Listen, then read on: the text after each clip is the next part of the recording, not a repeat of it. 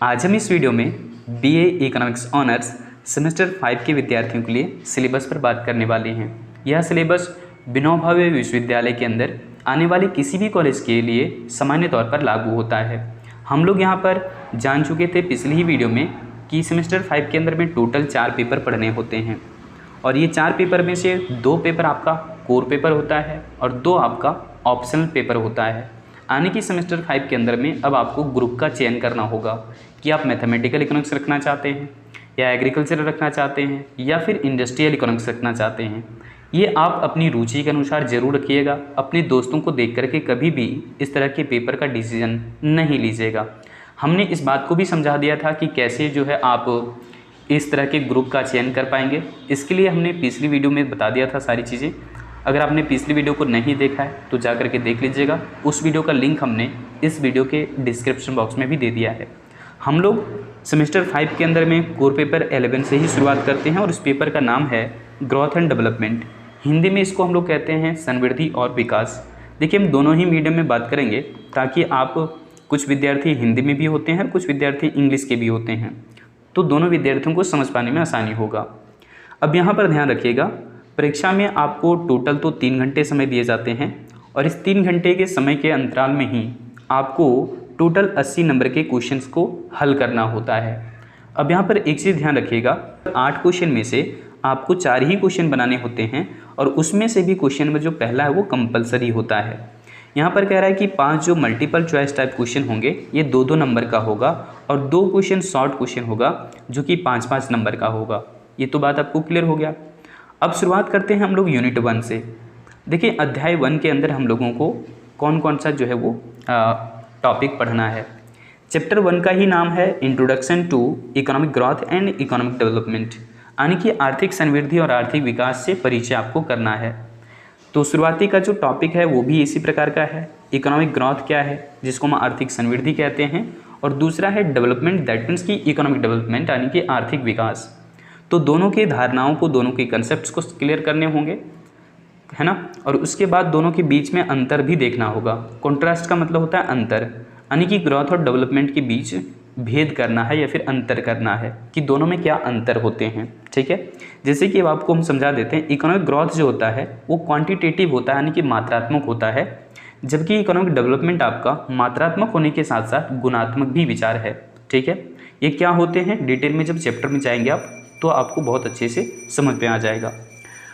1.2 के अंदर में हम लोग फैक्टर अफेक्टिंग इकोनॉमिक ग्रोथ पढ़ेंगे, यानी कि आर्थिक समृद्धि को प्रभावित करने वाले कारकों को जानेंगे। ठीक है, कि आर्थिक समृद्धि किन किन वजहों से प्रभावित होता है, जैसे कि प्राकृतिक संसाधन से, मानवीय संसाधन से, पूंजी निर्माण से, ठीक है, या फिर इस तरीके के और भी कई सारे नॉन इकोनॉमिक फैक्टर भी ले सकते हैं, जिसमें राजनीतिक स्थितियों को ले सकते हैं, सामाजिक परिवेश को ले सकते हैं। तो इस तरह की सारी चीज़ें जो है वो इकोनॉमिक ग्रोथ को अफेक्ट करता है या फिर प्रभावित करता है, जिसको आप पढ़ने वाले हैं डिटेल में। 1.3 के अंदर हम लोग देखने वाले हैं कि जो विकसित देश है और अर्धविकसित देश है उनमें क्या क्या समस्याएं रहती है। खास करके यहाँ पर आपको अर्धविकसित देश की समस्या को पढ़ना है, जिसे हम अल्प विकसित देश भी कह सकते हैं और विकासशील देश भी कह सकते हैं। तो ऑब्स्टेकल का मतलब होता है बाधाएं, यानी कि जो अंडर डेवलप कंट्रीज़ हैं उनमें क्या बाधाएँ होती है, क्या समस्याएँ होती है।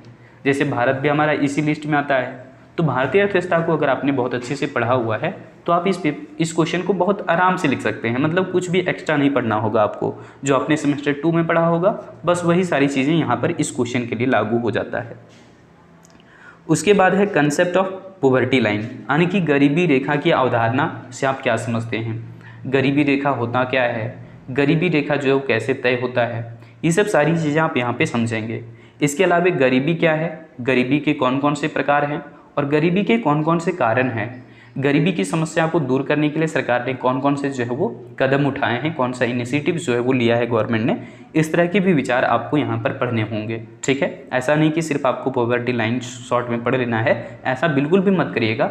गरीबी के बारे में पढ़िए, उसके प्रकारों को जानिए, जैसे कि एब्सोल्यूट पॉवर्टी और रिलेटिव पॉवर्टी, यानी कि सापेक्ष गरीबी, निरपेक्ष गरीबी, 2 तरह की धारणाएँ होती है। फिर आपको कारण भी जानने हैं कि गरीबी जो आता है किसी भी देश के अंदर में वो उसके क्या क्या कारण हो सकते हैं। अच्छा, उस गरीबी की समस्या को दूर करने के लिए सरकार ने क्या क्या कदम उठाए हैं, क्या क्या स्टेप्स लिए हैं। ठीक है, तो वो सब सारी चीज़ें आपको 1.4 के अंदर में पढ़ना होगा। नेक्स्ट है आपका 1.5 के अंदर में थ्योरी ऑफ डेमोग्राफिक ट्रांजिशन, जिसको हम लोग जनसांख्यिकीय संक्रमण का सिद्धांत कहते हैं। अब इस पर जो है थोड़ा बहुत आपको माल्थस का भी थ्योरी पढ़ लेना चाहिए, जिसमें उन्होंने कहा था कि किसी भी देश की जनसंख्या 25 वर्ष में 2 गुनी हो जाती है। और उन्होंने ये भी समझाया था कि खाद्य जो उपलब्धता होती है ये अंकगणितीय तरीके से बढ़ता है और जनसंख्या जो है वो मल्टीपल तरीके से या फिर ज्योमेट्रिक फॉर्म में बढ़ता है। तो ये दोनों ही जो धारणाएं हैं, एक तो आपको जनसांख्यिकी का सिद्धांत है ना, यानी कि जनसांख्यिकी संक्रमण का सिद्धांत, और दूसरा माल्थस का जो है वो जनसांख्यिकीय सिद्धांत, वो दोनों चीज़ें आपको यहाँ पर पढ़ना होगा। ठीक है। इसके अलावा है कैपिटल फॉर्मेशन, जिसको हम लोग पूंजी निर्माण कहते हैं। ये पूंजी निर्माण क्या है और किसी भी अर्धविकसित देश के लिए किस प्रकार से जो है वो निम्न बना रहता है और इसे हम किस प्रकार से बेहतर कर सकते हैं, इस पर भी आपको जो है डिस्कस करना होगा। ठीक है। खास करके जो भारतीय अर्थव्यवस्था है, अगर आपने वहाँ का बहुत अच्छे से कंटेंट तैयार किया था पहले, तो आपको इस पेपर में ज़्यादा दिक्कत नहीं होने वाला है। आते हम लोग यूनिट 2 पर। ग्रोथ एंड डेवलपमेंट के अंदर में ये सेकेंड जो चैप्टर है आपका, इस चैप्टर का नाम है theories of economic growth and development. अब यहाँ पर जो है वो पेपर का नाम तो जैसा मेंशन किया हुआ है वैसा ही चैप्टर का भी बिल्कुल नाम है, और यहाँ पर थ्योरी जो कहा है इसका मतलब सिद्धांत, जो इकोनॉमिक ग्रोथ और डेवलपमेंट के सिद्धांत दिया है अलग अलग अर्थशास्त्रियों ने। जैसे कि आप क्लासिकल थ्योरीज के अंदर में जब जाते हैं, क्लासिकल थ्योरीज ऑफ डेवलपमेंट यानी कि विकास का प्रतिष्ठित सिद्धांत या फिर शास्त्रीय सिद्धांत जिसको कह सकते हैं, तो इसके अंदर मुख्य रूप से आप एडम स्मिथ के विचारों को पढ़ेंगे और डेविड रिकार्डो को। डेविड रिकार्डो ने जो है वो लगान का भी सिद्धांत दिया था, तो उन बातों को भी आप आगे चल करके पढ़ेंगे। जो आपका सेकेंड कोर पेपर होगा उसमें आप जो है डिटेल नॉलेज लेंगे। ठीक है। एडम स्मिथ के भी विचार वहाँ पर मिलेंगे आपको, वणिकवाद जैसी चीज़ें। ठीक है। यहाँ पर वो 2.2 के अंदर में आपको हेरोडोमर मॉडल मिल जाएगा, है ना, हेरोडोमर ग्रोथ मॉडल। और इसी मॉडल का प्रयोग किया गया था भारत की पहली पंचवर्षीय योजना में, आपको याद होगा। भारत की दूसरी पंचवर्षीय योजना में फिर पीसी महान लॉबिन्स मॉडल को इस्तेमाल किया गया था, तो वो यहाँ पर आपको नहीं दिया गया है, बट हेरोडोमर मॉडल आपको दिया गया है, तो आप इसे डिटेल में पढ़ने वाले हैं। ये थोड़ा मैथमेटिकल भी आपको होने वाला है। ठीक है। उसके अलावा 2.3 में है Jupiter and capitalist development. Jupiter हमेशा से जो है वो तकनीकी सिद्धांत या फिर तकनीकी परिवर्तन को ही जो है वो बेहतर मानते हैं, यानी कि टेक्निकल इनोवेशन के माध्यम से देश की तरक्की को ये समझाते हैं। ठीक है, कि देश के अंदर में जब तकनीकी प्रगति होगा तब फिर देश आगे बढ़ेगा। तो इनका एक विचार अलग है जुपिटर का, ये भी हम लोग जो है वो यहाँ पर मैथमेटिकल थोड़ा पढ़ने वाले हैं। इसके अलावा जो है लेविस का भी मॉडल पढ़ना पड़ेगा, जिन्होंने अनलिमिटेड लेबर सप्लाई को माना था, और कृषि क्षेत्र से ये फिर जो है वो अन्य क्षेत्र में जो है वो जनसंख्या को ट्रांसफ़र करने की बात करते हैं। तो लेविस का भी मॉडल आपको जो है वो डिटेल में पढ़ने का मौका मिलेगा इस चैप्टर में। इसके अलावा 2.5 जो है आपका बहुत इंटरेस्टिंग थ्योरी है, रोस्टो का ग्रोथ मॉडल, जो कि 1960 में आया था, जिसे हम कह सकते हैं कि इसके अंदर आर्थिक वृद्धि का जो है 5 अवस्था बताया गया था, है ना। तो उन 5 अवस्थाओं को आप डिटेल में यहाँ पर पढ़ने वाले हैं, है ना। तो फिर आपका अगला जो चैप्टर आ जाता है वो है चैप्टर 3, और इस चैप्टर का नाम है macro economic policies and economic development. यानी कि देखिए, मैक्रो इकोनॉमिक पॉलिसीज़ का मतलब है कि एक ऐसी आर्थिक नीति कह लीजिए जो व्यापक कहलाती है, यानी कि व्यापक स्तर पर कहने का मतलब जो पूरी अर्थव्यवस्था को प्रभावित कर सकती है। हम हमेशा से समझाते हैं कि जब भी कोई देश के अंदर या फिर कोई अर्थव्यवस्था के अंदर भयानक सी कोई समस्या आ गई, तो 2 हमारे पास ऐसे हथियार होते हैं जिससे उस पूरी अर्थव्यवस्था में हो रहे हलचल को हम नियंत्रण कर सकते हैं। उसको यानी कि कंट्रोल करने के लिए जो फ्लक्चुएशंस आते हैं इकोनॉमिक के अंदर में, जिसको हम लोग आर्थिक उथल पुथल भी कहते हैं और बिजनेस साइकिल के भी नाम से जानते हैं, व्यापार चक्र के भी नाम से जानते हैं। तो कोई भी जो आर्थिक समस्या है देश के अंदर में, खास करके कह सकते हैं पूरे देश में ही फैला हुआ है, उस समस्या का समाधान करने के लिए हमारे पास 2 औजार होते हैं। एक है मौद्रिक नीति, जिसको हम लोग मॉनेटरी पॉलिसी कहते हैं, और दूसरा राजकोषीय नीति, जिसको हम लोग फिस्कल पॉलिसी कहते हैं। तो ये दोनों ही नीतियों का प्रयोग जो है देश के अंदर में किया जाता है अर्थव्यवस्था को नियंत्रित करने के लिए, यानी कि अर्थव्यवस्था को कंट्रोल करने के लिए। अब यहाँ पर हमेशा से हम फोकस करते हैं आपका कि मॉनेटरी पॉलिसी और फिस्कल पॉलिसी को आप इस तरीके से पढ़ लीजिए कि आप मान करके चलिए कि पूरे देश के लिए ही जब भी आपकी कोई भी समस्या आएगा तो ये दोनों ही हथियारों को यूज करना होगा। आपको हम बताते चलें कि जो मॉनेटरी पॉलिसी होता है वो देश के सेंट्रल बैंक द्वारा यानी कि केंद्रीय बैंक द्वारा जो है वो तैयार किया जाता है। कौन सी? मौद्रिक नीति यानी कि मॉनेटरी पॉलिसी को देश के केंद्रीय बैंक द्वारा तैयार किया जाता है। और भारत का जो कि केंद्रीय बैंक आरबीआई है, तो हो सकता है कि ऐसा भी आपको क्वेश्चन पूछे कि भारत में किस प्रकार की मौद्रिक नीति तैयार की जाती है, ठीक है, या फिर ये स्थितियां हैं, कुछ स्थिति बता करके आपको कहेगा जैसे मंदी की स्थिति है तो मंदी की स्थिति में किस प्रकार से मौद्रिक नीति को इम्प्लीमेंट किया जाता है, ऐसे भी क्वेश्चन हो सकते हैं। दूसरा जो नीति है वो है फिस्कल पॉलिसी, दैट मीन्स की राजकोषीय नीति। चूंकि नाम से ही क्लियर है, राजकोषीय कह रहा है, मतलब राजा मतलब देश की सरकार, यानी कि केंद्र सरकार द्वारा फिस्कल पॉलिसी को तैयार किया जाता है और केंद्रीय बैंक द्वारा मौद्रिक नीति यानी कि मॉनेटरी पॉलिसी को तैयार किया जाता है। तो दोनों में थोड़ा बहुत अंतर मैंने ये समझा दिया आपको। बट मॉनेटरी पॉलिसी के अंदर फिर आपको जो है वो पढ़ना पड़ता है सीआरआर क्या है, जिसको हम कैश रिजर्व रेशियो कहते हैं। इसी प्रकार से एसएलआर पढ़ना होगा, लिक्विडिटी रेशियो पढ़ना पड़ेगा आपको। फिर इसी तरीके से आपको रेपो दर, रिवर्स रेपो दर, इस तरह के बहुत सारे इसके अंदर कंसेप्ट आने वाले हैं, ठीक है।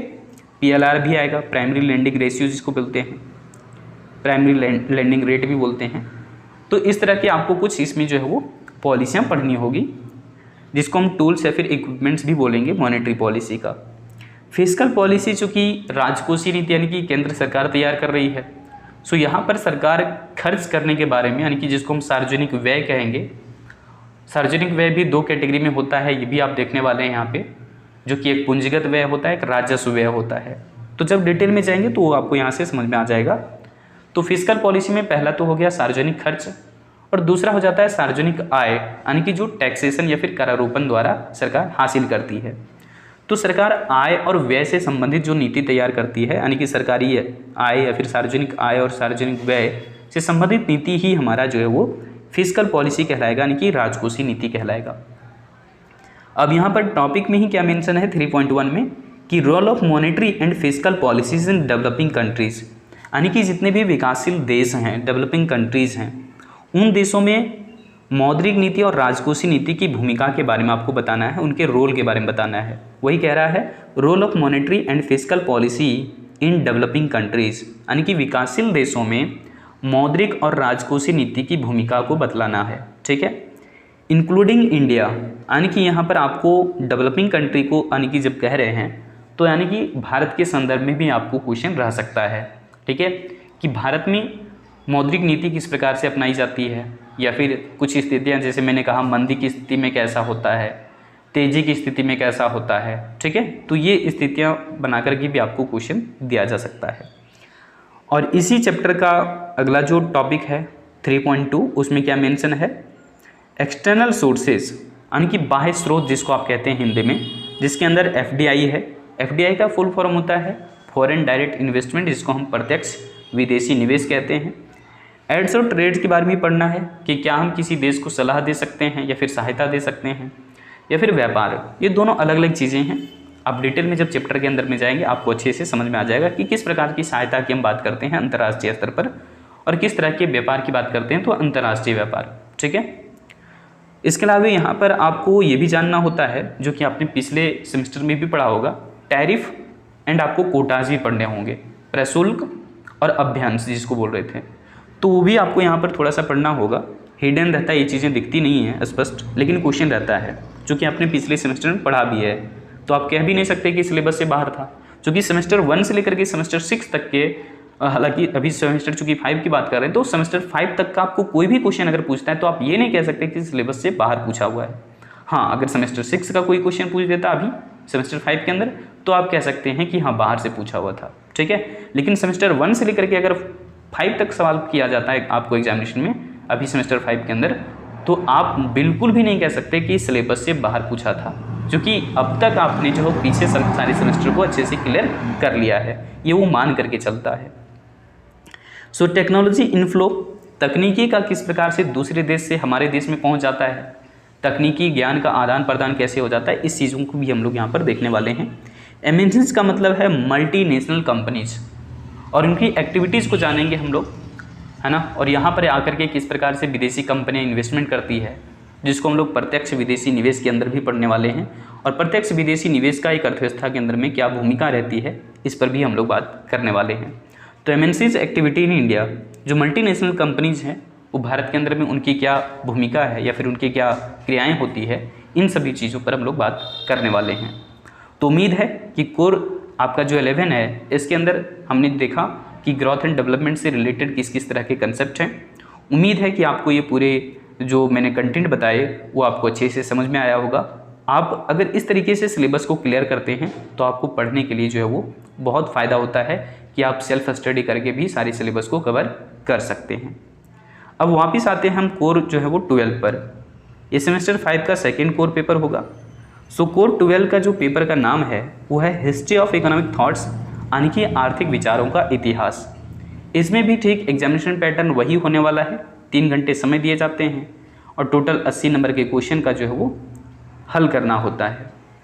अब यहाँ पर देख लीजिए, फिर वही पैटर्न मैंने कहा कि जैसे कि आपको टोटल 8 क्वेश्चन दिया जाएगा पेपर में ही। क्वेश्चन कितने होंगे? 8 होंगे, लेकिन बनाना 4 है, जिसमें से कि क्वेश्चन नंबर जो पहला है, क्वेश्चन नंबर पहला कोई एक क्वेश्चन नहीं कर रहे हैं, बल्कि क्वेश्चन नंबर पहला जो है वो क्या है आपका कंपलसरी है। अब यहाँ पर बात है कि क्वेश्चन नंबर 1 के अंदर में क्या क्या होगा। कह रहा है कि comprising 5 multiple choice type questions, 5 जो है आपको MCQ पूछा जाता है, जो कि 2-2 नंबर के क्वेश्चन होते हैं, और 2 आपको शॉर्ट आंसर टाइप क्वेश्चन पूछा जाता है, जिसके लिए 5-5 नंबर दिए जाते हैं। तो ये बहुत अच्छी बात है कि क्वेश्चन नंबर 1 जो आपका है वो आपका MCQ भी है, शॉर्ट क्वेश्चन भी इसमें होते हैं, तो आप अच्छा स्कोर भी कर पाते हैं इसमें। यूनिट 1 में देखें, बात करें हम लोग, तो यहाँ है अर्लियर पीरियड। अर्ली पीरियड का मतलब जब हम लोग पुरानी विचारधाराएं, पुराने समय की बात करते हैं, पुराने ज़माने की बात करते हैं। सो इसमें 2 कंसेप्ट आपको पढ़ना है। एक तो है वणिकवाद, जिसको हम अंग्रेजी में मर्केंटलिज्म कह रहे हैं, हिंदी में इसको वणिकवाद कहा जाता है। वणिकवाद के अंदर में आप जो है वो व्यापार समझ लीजिए एक प्रकार से कि किस तरह से जो है व्यापार पहले किया जाता था। ये वैसे तो पश्चिमी यूरोपों की जितने भी देश हैं खास करके वहाँ से संबंधित है ये। पश्चिमी यूरोप के अंदर में जैसे खास करके फ्रांस, इंग्लैंड, जर्मनी, इस तरह के देश आते हैं। 16वीं और 17वीं शताब्दी में किस प्रकार से वहाँ पर व्यापार का जो है उदय हुआ, इन्हीं चीज़ों पर जो हम लोग बात करते हैं वणिकवाद के अंदर, यानी कि मर्केंटलिज्म के अंदर। दूसरा है फिजियोक्रेसी। फिजियोक्रेसी को हम लोग कहते हैं प्रकृतिवाद। प्रकृतिवाद मतलब प्रकृति के नियम कानून के अनुसार जो चीज़ें चल रही होती है उसको कहते हैं। सो इस तरह के 2 सिद्धांत आपको यहाँ पर पढ़ने होंगे, 2 तरह की विचारधाराएं आपको पढ़नी होती है। यूनिट 2 में जब जाते हैं तो इस चैप्टर का नाम है डेवलपमेंट ऑफ क्लासिकल इकोनॉमिक्स, कि जो हमारे प्रतिष्ठित अर्थशास्त्री थे, खास करके कह सकते हैं क्लासिकल अर्थशास्त्री थे, वो किस किस प्रकार से सोचते थे, उनकी विचार क्या थे। चूँकि पेपर का ही नाम है हिस्ट्री ऑफ इकोनॉमिक थॉट्स, तो यहाँ पर थॉट लेना है क्लासिकल अर्थशास्त्रियों का, जिसमें कि आपके एडम स्मिथ आते हैं। इन्होंने जो है लेबर डिवीज़न जैसे थ्योरी पर डिटेल में बात किया है। श्रम विभाजन जिसको हम लोग कहते हैं, श्रम विभाजन का मतलब लोगों को उनकी योग्यता और उनके काम के आधार पर बांट दिया जाए। इसी को हम लोग विशिष्टीकरण भी कहते हैं, और पूरी दुनिया आज इसी पर काम भी कर रही है आधुनिक ज़माने में, जिससे कि कम समय लगता है और उत्पादन तेज़ी से होता है, कोस्ट घटता है। यानी कि कहीं ना कहीं 3 तरफा इसमें जो है अच्छा प्रभाव देखने को मिलता है, कह सकते हैं। एक तो उत्पादन बड़ा तेज़ी से होगा, अगर हर एक मजदूर को उनका अलग अलग काम दे दिया जाए जिसमें कि वो अपने काम में एक्सपर्ट हों, तो काम तेज़ी से होगा, उत्पादन यानी कि बढ़ेगा, लागत घटेगा, ये सब फायदा होता है यहाँ पे। थ्योरी ऑफ वैल्यू है ना, इस तरह की भी सिद्धांत आपको देखने को मिलेंगे। उसके बाद कैपिटल एक्युमुलेशन, जिसको हम लोग पूंजी संचय कहते हैं। डिस्ट्रीब्यूशन यानी कि वितरण से संबंधित भी सिद्धांत हमको इनके देखने को मिलेंगे। और उसके बाद है व्यू ऑन ट्रेड, व्यापार पर इनका किस तरह का नज़रिया था, ये भी आप समझेंगे, है ना। इनका विचार जो है वो क्लासिकल, चूँकि ये क्लासिकल इकोनॉमिक्स हैं, तो इनके विचार किस तरह से थे अंतर्राष्ट्रीय संदर्भ में, इन मुद्दों पर भी हम लोग बात करने वाले हैं। इकोनॉमिक प्रोग्रेस को लेकर के ये किस प्रकार की बात करते थे, जैसे ये हमेशा से कहते थे गवर्नमेंट का इंटरफेरेंस नहीं होना चाहिए इकोनॉमी के अंदर में, ठीक है, यानी कि स्वतंत्र रूप से अर्थव्यवस्था को छोड़ देना चाहिए, यानी कि पूंजीवाद के जो वो समर्थक रहे हैं, ठीक है। जैसा कि इनके डेफिनेशन से भी क्लियर पता चलता है कि इन्होंने 1776 में जब डेफिनेशन दिया था अर्थशास्त्र का, तो क्या कहा था कि अर्थशास्त्र धन का विज्ञान है। इस बात से भी स्पष्ट होता है कि ये पूंजीवाद विचारधारा के थे। दूसरा है यहाँ पर 2.2, इसमें नाम है दिया हुआ डेविड रिकार्डो का। अब रिकार्डो साहब चूँकि जो इनका फेमस एक थ्योरी रहा है वो थ्योरी ऑफ रेंट है, यानी कि लगान का सिद्धांत। हालांकि इन्होंने जो है वैल्यू का थ्योरी भी दिया है, इसके अलावा डिस्ट्रीब्यूशन, और आइडियाज़ ऑफ इकोनॉमिक डेवलपमेंट, कि किस तरीके से किसी देश को जो है वो विकास करना चाहिए, ये भी बात इन्होंने जो है वो साझा किया हुआ है। इसी पेपर में हम लोग पढ़ने वाले हैं। अंतर्राष्ट्रीय व्यापार से संबंधित इनके किस तरह के विचार थे, ये सब भी आपको जानने का मौका मिलेगा। लेकिन सबसे जो इसका पॉपुलर थ्योरी है वो है थ्योरी ऑफ रेंट, यानी कि लगान का सिद्धांत जिसको आप कह सकते हैं। ये रिकार्डो का ही देन है। आगे है टी.आर. माल्थस का, और माल्थस साहब का मैंने कहा कि इन्होंने जो है जनसंख्या से संबंधित सिद्धांत दिया है, तो वही आपको यहाँ पर पढ़ना है। थ्योरी ऑफ पॉपुलेशन, यानी कि जनांकिकी का सिद्धांत जिसको आप कह सकते हैं, जिसके बारे में हमने पिछले पेपर में भी कहा कि ये मानते हैं कि 25 वर्षों में, है ना, 25 ईयर में किसी भी देश की जनसंख्या 2 गुनी हो जाती है। और इन्होंने ये भी लॉजिक दिया था कि जो खाद्यान्न वस्तुएं हैं वो अर्थमेटिक तरीके से बढ़ता है, और जो जनसंख्या है, जो पॉपुलेशन है, वो जियोमेट्रिक फॉर्म में बढ़ता है, गुणात्मक तरीके से जनसंख्या बढ़ता है। यानी कि जनसंख्या जो है तेज़ी से बढ़ता है और उसके लिए खाने पीने योग्य वस्तुएं जो है वो धीमी गति से बढ़ता है। और इसी कारण ये कह रहे थे, हमेशा से कहते हैं कि देश के अंदर में जो गरीबी की स्थिति है, अभाव की समस्या, ये हमेशा से इसी वजह से बनी रहती है, क्योंकि जनसंख्या तेज़ी से बढ़ रही है और उसकी खाने पीने की जो वस्तुएं हैं वो धीमी गति से बढ़ रही होती है। तो ये माल्थस का ही विचार था, और ये कहते थे कि 25 वर्ष में देश की जनसंख्या 2 गुनी हो जाती है। तो वही वाला सिद्धांत आपको यहाँ पर पढ़ना होगा माल्थस का। फिर है थ्योरी ऑफ गर्ल्स। गर्ल्स का मतलब क्या होता है भाई? थ्योरी ऑफ गर्ल्स का मतलब तो हमें याद नहीं आ रहा है इसका कुछ। गर्ल्स का था, हम आपको बता देंगे, कमेंट कर देंगे, है ना, कमेंट सेक्शन में ही हम पिन अप कर देंगे, सॉरी। इसके अलावा 2.4 में आपका मेंशन किया गया है कार्ल मार्क्स का, ठीक है। कार्ल मार्क्स का भी आपको थ्योरी पढ़ना है, डायनेमिक्स ऑफ सोशल चेंजेस। इसके अलावा theory of value, surplus value, profit के बारे में भी बहुत अच्छे से इनका थ्योरी जो है मुझे याद आ रहा है। कार्ल मार्क्स दास कैपिटल जो है वो इन्होंने लिखा हुआ। आगे है क्राइसिस ऑफ कैपिटलिज्म, कि पूंजीवाद में किस प्रकार की जो है समस्याएं रही हैं। इस तरह के भी विचार आपको यहाँ पर पढ़ने हैं। और एक सबसे फेमस थ्योरी जो कि जेबीसे का हमेशा से क्वेश्चन पूछा ही जाता है, इनका जो इकोनॉमिक आइडियाज़ है ना, वो क्वेश्चन पूछा जाता है, जहाँ पर इन्होंने स्टेटमेंट दिया था कि पूर्ति अपनी मांग का सृजन स्वतः कर लेती है, ठीक है। तो इस तरह के सिद्धांत आपको पढ़ने को मिलेगा। अच्छा, गर्ल्स का मतलब होता है बहुलता, अधिकता, अभी मुझे याद आ रहा है, ठीक है, भरमार जिसको आप कह सकते हैं। तो इस तरह की भी थ्योरी आपको पढ़ना है, थ्योरी ऑफ गर्ल्स। गर्ल्स का मतलब भरमार, ठीक है, या फिर बहुलता, या फिर आधिक्य भी बोल सकते हैं इसको। इसके अलावा जेबीसे का जो थ्योरी मैंने कहा, इन्होंने हमेशा से एक स्टेटमेंट दिया है कि पूर्ति अपनी मांग का सृजन स्वतः कर लेती है, यानी कि ना ओवर प्रोडक्शन होता है देश में और ना अंडर प्रोडक्शन। ये इन्हीं का स्टेटमेंट था। इनके अनुसार हम देखें तो एग्रीगेट डिमांड जो है वो एग्रीगेट सप्लाई के इक्वल होता है। और ये अगर इस स्थिति के बारे में हम बात कर रहे हैं तो यही स्थिति जो है पूर्ण रोजगार की स्थिति भी कहलाती है ना, जिसमें अर्थव्यवस्था के अंदर कह रहे थे ये कि किसी तरीके से सरकार का हस्तक्षेप नहीं होता है ना, और अर्थव्यवस्था जो है स्वतंत्र रूप से चलती है। लेकिन इनका विचार फेल हो गया था, कब जा कर के जब 1930 की महामंदी का हम लोग जिक्र करते हैं तो वहाँ पर इनकी थ्योरी फेल हो गया था जेबीसे का। जिन्स बप्टिन से नाम इनका था। और चूँकि 1936 का बात आपको याद होगा, फिर से 1936 में एक बहुत ही फेमस बुक जो आया था, है ना, the general theory of employment, interest in money, जो कि जेमकिन्स का ही बुक था। वो मॉडर्न इकोनॉमिक्स हैं। अब वैसे अर्थशास्त्री को हम लोग जो है वो चूँकि समष्टि अर्थशास्त्र का जनक भी कहते हैं जेमकिन्स को, तो उन्होंने इनके थ्योरी को जो है वो आलोचना भी किया था और बताया था कि नहीं, सरकार को हस्तक्षेप करना जरूरी होता है। और उन्होंने ही मिश्रित विचारधारा का कंसेप्ट दिया था, आप समझिए तो, यानी कि जेमकिन्स का ही जो है वो मिश्रित अर्थव्यवस्था का कंसेप्ट आया था, उनके द्वारा ही, समझ लीजिए। तो आगे बढ़ते हैं। तीसरा जो चैप्टर है हिस्ट्री ऑफ इकोनॉमिक थॉट्स के अंदर में, इस अध्याय का नाम है द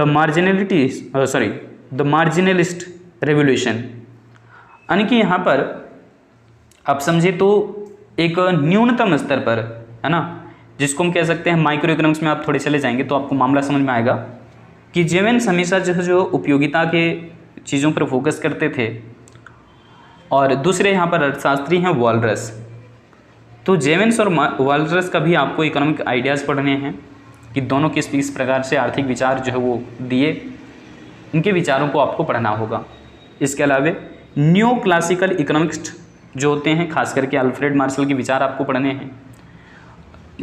अल्फ्रेड मार्शल जो है वो इकोनॉमिक्स होने के साथ साथ चूँकि मैथमेटिशियन भी थे, तो इनका मैथमेटिकल अप्रोच भी थोड़ा आपको पढ़ लेना चाहिए, ठीक है। सो न्यू क्लासिकल थाट्स जो होंगे उसके अंदर आपके मार्शल शामिल हैं, तो केवल मार्शल का ही आपको इकोनॉमिक आइडियाज़ को पढ़ना है। इन्होंने भी जो है वो डिमांड से रिलेटेड, इलास्टिसिटी ऑफ डिमांड से संबंधित बहुत सारी बातें की है। उन बातों को भी आप अच्छे से समझ पाएंगे कि किस किस तरीके से इनका जो है वो सोचना था। यूनिट 4 का नाम है द कीन्सियन रेवोल्यूशन, यानी कि कीन्स के आने की वजह से भी कुछ जो है वो देश दुनिया के अंदर में कुछ ना कुछ नए रेवोल्यूशन, नई क्रांति आई। इनका आइडिया जो है आपको लेना होगा।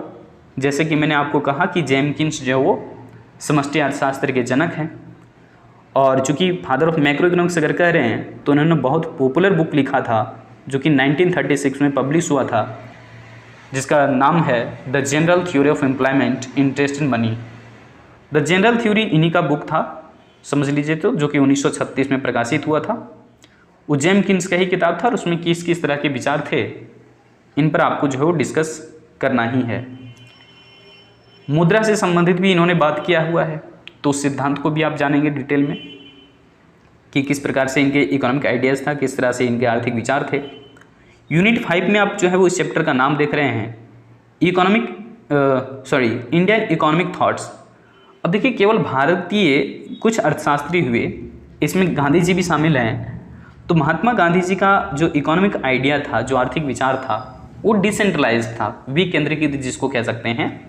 ये हमेशा से कहते थे कि प्लान नीचे से शुरू किया जाना चाहिए, ऊपर से नहीं, यानी कि केंद्रीय स्तर को ये मानते ही नहीं थे। ये कहते थे कि ग्राम स्तर से जो है योजनाएं शुरू होनी चाहिए। तो डिसेंट्रलाइज प्लानिंग कह सकते हैं आप, गांधी जी का ही विचार था। तो इस तरह के इकोनॉमिक आइडियाज़ आपको मिलेगा यहाँ पे। इसके अलावा अमर्त्य सेन के बारे में मैंने शुरुआती वीडियो में भी कहा था, आप पिछली वीडियो को देखेंगे तो वहाँ से भी आपको क्लियर हो जाएगा। मैंने कहा था कि अमर्त्य सेन को 1998 में, यानी कि 1998 में जो है वो नोबेल पुरस्कार से सम्मानित भी किया गया है। और हाल ही में 2019 में अमर्त्य सेन के अलावे अभिजीत बनर्जी को मिला है, जो कि भारतीय मूल के अर्थशास्त्री हैं, अभी अमेरिका में है, और साथ में उनकी वाइफ अस्थर डुप्लो को भी नोबेल पुरस्कार से सम्मानित किया गया था 2019 में ही। हालांकि इसे हमें नहीं जानना है, सिलेबस के अकॉर्डिंग हमें जानना है अमर्त्य सेन के बारे में, जो कि एक भारतीय अर्थशास्त्री हैं, और उन्हें 1998 में नोबेल पुरस्कार से भी सम्मानित किया जा चुका है। वेलफेयर से संबंधित इनका जो विचार था, इसकी वजह से इन्हें जो है नोबेल पुरस्कार दिया गया था। नोबेल पुरस्कार टोटल 6 सब्जेक्ट में दिया जाता है, और वर्ष 1969 में ही पहली बार जो है नोबेल पुरस्कार की लिस्ट में शामिल किया गया इकोनॉमिक्स को। इससे पहले इकोनॉमिक्स को नोबेल पुरस्कार में सम्मिलित नहीं किया गया था। और 1970 में पहली बार कह सकते हैं सैमुएल्सन को मिला, और 1969 में ही, है ना, 68 में चूँकि शामिल किया गया था नोबेल पुरस्कार की लिस्ट में इकोनॉमिक्स को, और उससे पहले 5 सब्जेक्ट में दिया जाता था। जब 68 में, यानी कि 1968 में जब नोबेल पुरस्कार की लिस्ट में इकोनॉमिक्स को शामिल किया गया, तो 69 में, यानी कि 1969 को पहली बार जो नोबेल पुरस्कार दिया गया, और नोबेल पुरस्कार जो विजेता बने वो थे रैगनर फ्रिश, इकोनॉमिक्स के फील्ड में। रैगनर फ्रिश का नाम याद होगा, जिन्होंने मैक्रो और माइक्रो इकोनॉमिक्स को जो वो सेपरेट किया था, दैट मीन्स कि अलग किया था, व्यष्टि और समष्टि अर्थशास्त्र को। रैगनर फ्रिश ही थे, ठीक है। और 1970 में जो नोबेल पुरस्कार मिला था, वो पहले अमेरिकी व्यक्ति बने, कौन भाई? तो पॉल ए सैमुएल्सन नाम था उनका पूरा। पॉल ए सैमुएल्सन ने एक इकोनॉमिक्स नाम से बुक भी लिखा था, और उन्होंने बहुत अच्छे तरीके से समझाया कि किस प्रकार से हम लोग अभी और भावी पीढ़ी के लिए भी रिसोर्सेज को बचाए रखते हुए देश का विकास कर सकते हैं। तो 1970 में, यानी कि 1970 में पॉल ए सैमुएल्सन को नोबेल पुरस्कार मिला, जो कि पहले अमेरिकी व्यक्ति बने नोबेल पुरस्कार पाने वाले। और 1969 में रैगनर फ्रिश को दिया गया। 1968 में नोबेल पुरस्कार की लिस्ट में इकोनॉमिक्स को शामिल किया गया, और 1998 में, है ना, 1998 में नोबेल पुरस्कार से सम्मानित किया गया अमर्त्य सेन को। लिख नहीं पा रहे हम यहाँ पे, 1998 में, ठीक है। तो मिलते हैं फिर से हम अगली वीडियो में, जहाँ पर हम आपको ऑप्शनल पेपर के बारे में डिटेल जानकारी देंगे।